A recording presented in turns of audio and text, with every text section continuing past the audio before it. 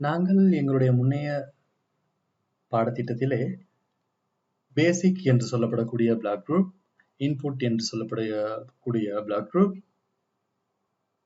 அத்தோடு இந்த மெத் என்று சொல்லப்படக்கூடிய இந்த பிளாக் குரூப்பில் சில பிளாக்ஸுகளை பயன்படுத்தி நாங்கள் ஒரு மாதிரி புரோகிராமை நாங்கள் செயல்படுத்தி பார்த்தோம். அவற்றினூடாக எங்களால் தெளிவாக புரிந்து கொள்ள முடியும், ஒரு மொழி, அதாவது கணினி மொழி, நாங்கள் கம்ப்யூட்டர் லாங்குவேஜ் என்று சொல்லுவோம், அவை எந்த விதத்தில் வேலை செய்கின்றது என்பதை நாங்கள் ஒரு உருவ அமைப்பில் இந்த இடத்திலே பார்த்தோம். ஒரு பிளாக்கினூடாக இன்னொரு பிளாக்கை செலுத்தும் போது அவை எப்படி செயல்படுகின்றது என்பதை நாங்கள் தெளிவாக பார்த்தோம். இவைகள் சிறுவர்களுக்கான புரோகிராம் செயலியானதால் அவை பிளாக்கினூடாக இலகுவாக தேர்வு செய்து அவற்றை சமன் செய்யும் பொழுது அல்லது உள்ளீடு செய்யும் பொழுது தேவையான தரவுகளை எங்களால் பெற்றுக்கொள்ள முடியதாக இருக்கின்றது. அதையும் விடுத்து நிறைய புரோகிராம் லாங்குவேஜ்கள், அதாவது கணினி மொழிகள் இருக்கின்றன. உதாரணத்திற்கு ஜாவா, ஷீஷா, பைத்தன், .NET என்று சொல்லக்கூடிய இன்னும் நிறைய லாங்குவேஜ்கள் இருக்கின்றன. நாங்கள் அவற்றை பயன்படுத்தி இன்னும் பெரிய அளவிலான புரோகிராம்களை எங்களால் உருவாக்க முடியும். அதற்கான சில விதிமுறைகளை நாங்கள் கடைபிடிப்பது மிகவும் அவசியமானதாக கருதப்படுகின்றது. அதாவது சில விடயங்களை மீண்டும் மீண்டும் நாங்கள் ஞாபகப்படுத்தி பார்த்து அல்லது மீண்டும் மீண்டும் எங்களுக்கு தேவைப்படக்கூடிய செயல்களை அல்லது மொழிகளை நாங்கள் தேர்ந்தெடுத்து பார்க்கும் பொழுது எல்லா மொழிகளிலும், எல்லா புரோகிராமிங் லாங்குவேஜ்களிலும் சில விடயங்கள் ஒன்றானதாக அல்லது ஒன்றோடு ஒன்று பிணைந்திருப்பதை நாங்கள் தெரிந்து கொள்ளலாம். பொதுவாக உதாரணத்திற்கு வேரியபிள், லாஜிக், லூப் என்று சொல்லப்படக்கூடியவை, அதாவது வேரியபிள், லாஜிக், லூப் என்று சொல்லப்படக்கூடியவை அடிக்கடி நாங்கள் பாவிக்கும் அல்லது எங்களுக்கு மிகவும் பயனுள்ளதாக இருப்பதாக இருக்கின்றது. இவற்றை நாங்கள் மீண்டும் மீண்டும் பாவித்து அல்லது மீண்டும் மீண்டும் செயல்முறைப்படுத்தி பார்க்கும் பொழுது எங்களால் என்ன மொழியாக இருந்தாலும், எந்த ஒரு புரோகிராம் லாங்குவேஜாக இருந்தாலும் அது இதனூடாக, அதாவது இந்த நாங்கள் மேற்கண்ட 3 வார்த்தைகள் வேரியபிள், லாஜிக், லூப் என்று சொல்லக்கூடியவைகள் ஒற்றுமையானதாகவே கருதப்படுகின்றது. உதாரணத்திற்கு வேரியபிள் என்று சொல்லப்படக்கூடியவை எங்களால் சேமித்து வைத்துக்கொண்டு மீண்டும் மீண்டும் பயன்படுத்தக்கூடியதான தரவுகளாக கருதப்படுகின்றது. அதேபோல் லூப் என்று சொல்லப்படக்கூடியவை மீண்டும் மீண்டும் ஒன்றன் பின் ஒன்றாக வேலை செய்யக்கூடியதான கருதப்படுகின்றது. அதே போன்று லாஜிக் என்று சொல்லப்படக்கூடியவையானது சரியான ஒரு தீர்மானத்தை நாங்கள் எடுக்கக்கூடிய ஒரு திறனை காட்டுகின்றனவாக இருக்கின்றன. நாங்கள் வேரியபிள் என்பதை பார்ப்போம் என்றால் ஒரு தரவை மீண்டும் மீண்டும் எங்களால் பாவிக்கக்கூடியதாக இருப்பதானது. அதாவது ஒரு அறையினுடைய வெப்பநிலையை எங்களால் மாறி மாறி வருகின்ற வெப்பநிலை அல்ல, முதலாவதாக நான் ஒரு தரவை எடுக்கும் போது இருந்த வெப்பநிலையே கடைசி வரையிலும் என்னுடைய லாங்குவேஜை நான் செய்யும் பொழுது, அந்த செயல்முறையை படுத்தும் போது நான் மீண்டும் மீண்டும் அந்த முதலாவது எடுத்த அல்லது முதலாவதாக பெறப்பட்ட வெப்பநிலை தரவுகளை சேமித்து வைத்துக் கொள்ளக்கூடியதாக இருக்கின்றது. அதற்காக நான் இந்த வேரியபிள் என்று சொல்லக்கூடிய இந்த வேரியபிள் என்று சொல்லக்கூடிய பிளாக்ஸ் குரூப்பிலே மேக் வேரியபிள் என்று சொல்லக்கூடிய இந்த ஆப்ஷனை தேர்வு செய்து கொள்கின்றேன். இதன்போது நான் மேக் வேரியபிள் என்று சொல்லக்கூடிய இந்த பொத்தனை கிளிக் செய்வதனூடாக எங்களுடைய வேரியபிளின் பெயரை நேம் என்று சொல்லப்படக்கூடிய இந்த இடத்திலே உள்ளீடு செய்ய கோருகின்றது.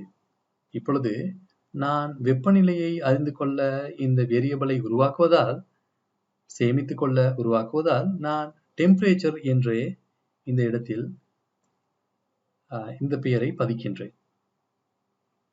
அதன் பிறகு ஓகே என்ற இந்த பட்டனை கிளிக் செய்தவுடன் உங்களால் இந்த இடத்தில் செட் டெம்பரேச்சர், சேஞ்ச் டெம்பரேச்சர் என்பவற்றை என்ற பிளாக்குகளை காணக்கூடியதாக இருக்கின்றன. தற்போது நான் செட் டெம்பரேச்சர் என்று சொல்லக்கூடிய இந்த பிளாக்கை தேர்வு செய்து ஒன் ஸ்டார்டினூடாக உள்ளீடு செய்து கொள்கின்றேன். அதாவது இந்த அறையிலே நான் இருக்கின்ற அறையிலே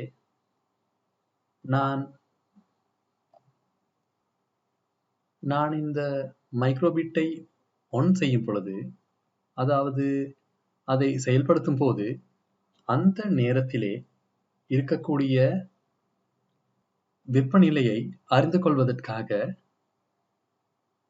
நான் இந்த ஒன் ஸ்டார்ட் என்று சொல்லக்கூடிய பிளாக்கிலே செட் டெம்பரேச்சர் என்ற பிளாக்கை உள்ளீடு செய்துள்ளேன். அதேபோல் இந்த இடத்திலே ஒரு அம்புக்குறியை எரோ ஒன்று காணப்படுவதை உங்களால் காண முடியும். இதை நாங்கள் கிளிக் செய்யும் போது இங்கே temperature, new variable, rename variable, delete the temperature variable என்று இங்கே எங்களால் காண முடியும். எங்களுக்கு நியூ வேரியபிள் என்று இந்த ஆப்ஷனை செலக்ட் செய்யும் போது எங்களால் புதியதொரு வேரியபிளை எங்களால் அமைத்துக் கொள்ள முடியும். உதாரணத்திற்கு நான் டைம் என்று சொல்லப்படக்கூடிய வேரியபிளை அமைத்துக் கொள்கின்றேன்.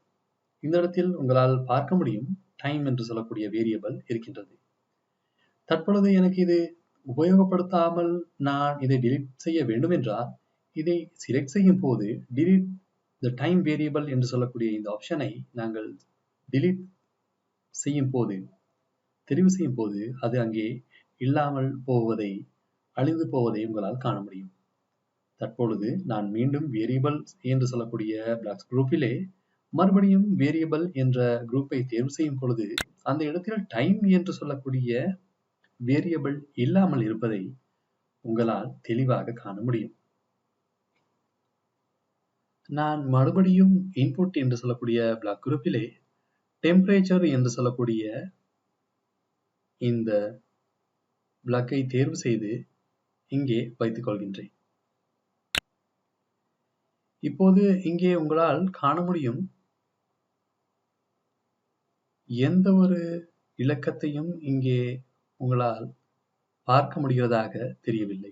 இதற்கு காரணம் இது ஒரு மெமரி அல்லது ஞாபகத்தை மட்டுமே கொண்டிருக்கின்றது.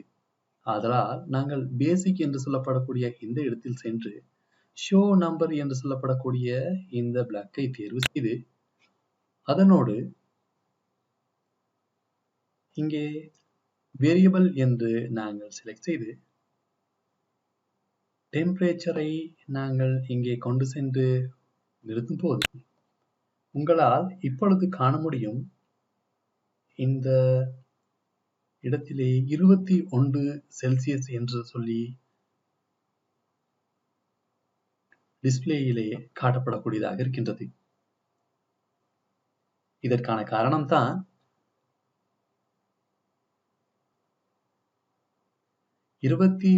என்று சொல்லக்கூடிய ஆரம்ப கட்ட அந்த வெப்பநிலையை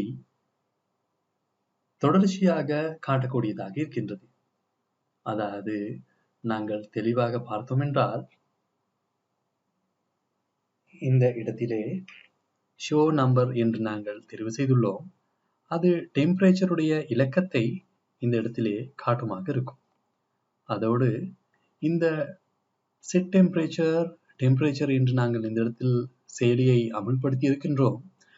முதலாவது இந்த மைக்ரோபிட் டிவைஸை நாங்கள் ஆன் செய்யும் பொழுது அல்லது அதை செயல்படுத்தும் போது இருந்த வெப்பநிலையை தொடர்ச்சியாக எங்களுக்கு காட்டக்கூடியதான ஒரு செயல்முறையைத்தான் நாங்கள் இங்கே செய்து காட்டியுள்ளோம், செய்து பார்த்துள்ளோம்.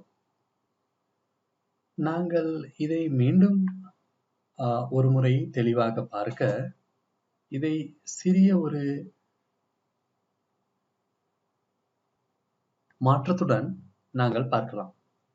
நாங்கள் மீண்டும் வேரியபிள் என்று சொல்லக்கூடிய பிளாக்ஸ் குரூப்பிலே இங்கே சேஞ்ச் டெம்பரேச்சர் பை 1 என்று சொல்லக்கூடிய இந்த இடத்தில் இந்த பிளாக்கை நாங்கள் தேர்வு செய்து இந்த இடத்திலே உள்ளீடு செய்கின்றோம். தற்போது இங்கே காட்டப்பட்டிருக்கிறது சேஞ்ச் டெம்பரேச்சர் பை 1 என்று சொல்வதால், அதாவது ஒன்றிலிருந்து ஒன்று கூடிக்கொண்டு போவதாக இருப்பதாக இருக்கின்றது. அதாவது முதலில் 21, 22, இப்பொழுது 25, 26, 27. அதாவது இந்த டெம்பரேச்சர் ஒவ்வொன்றாக கூடிக்கொண்டு செல்ல வேண்டும் என்பதை நாங்கள் இந்த இடத்தில் ப்ரோக்ராம் செய்துள்ளோம். அதற்கு தகுந்தாற் போல இந்த இடத்திலே டிஸ்பிளேயும் ஒன்றின் ஒன்றாக கூடிக்கொண்டு செல்வதை எங்களால் காண முடியும். இதன் மூலமாக எங்களுக்கு தெரிய வருவதாவது, நாங்கள் இந்த பாடத்தில் கற்றுக்கொள்ளக்கூடியதாவது,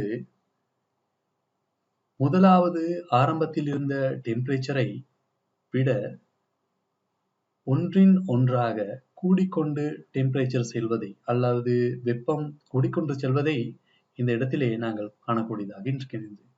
முதலாவதாக 21 இருந்ததை 22, 23 என்று தற்பொழுது 54 வரை சென்று கொண்டிருக்கின்றது. அதாவது ஒன்றிலிருந்து ஒன்று கூடிக்கொண்டே செல்கின்றது. தற்போது வேரியபிள் என்று சொல்லப்படக்கூடியவை எப்படி வேலை செய்கின்றது, ஏன் நாங்கள் அதை பாவிக்க வேண்டும் என்று பார்த்தோம். அதாவது ஒரு தற்காலிக ஞாபக சக்தியானது, டெம்பரரி மெமரி என்று நாங்கள் சொல்லக்கூடிய தற்காலிக ஞாபக சக்தி போன்று அவை மீண்டும் மீண்டும் எங்களுக்கு பாவிப்பதற்காக, அல்லது புரோகிராமினில் எங்களால் பாவித்து புரோகிராமை இன்னும் மேம்படுத்தக்கூடியதற்கான ஒரு வாய்ப்பாக இந்த வேரியபிளை நாங்கள் எடுத்துக்கொள்ளலாம். எந்த ஒரு மொழியை எடுத்தாலும், அதாவது கம்ப்யூட்டர் லாங்குவேஜை எடுத்துக்கொண்டாலும், இந்த வேரியபிள் என்று சொல்லக்கூடியவற்றை எங்களால் மறுக்க முடியாத ஒன்றாக காணப்படுகின்றது. அதாவது வேரியபிள் உடனாக டெம்பரரி மெமரி, தற்காலிக ஞாபக சக்தியினூடாக, இந்த தற்கால ஞாபகத்தினூடாக எங்களுக்கு நிறைய பல வேலைகளை இலகுவாக செய்து கொள்ள முடியும். அவற்றை நாங்கள் பின்வரும் வீடியோக்களில் காணலாம். இத்துடன் வேரியபிள் என்று சொல்லக்கூடிய இந்த முக்கியமான ஒரு உள்ளீட்டின் பெறுமதியை அல்லது தேவையை நாங்கள் அறிந்து கொண்டோம்.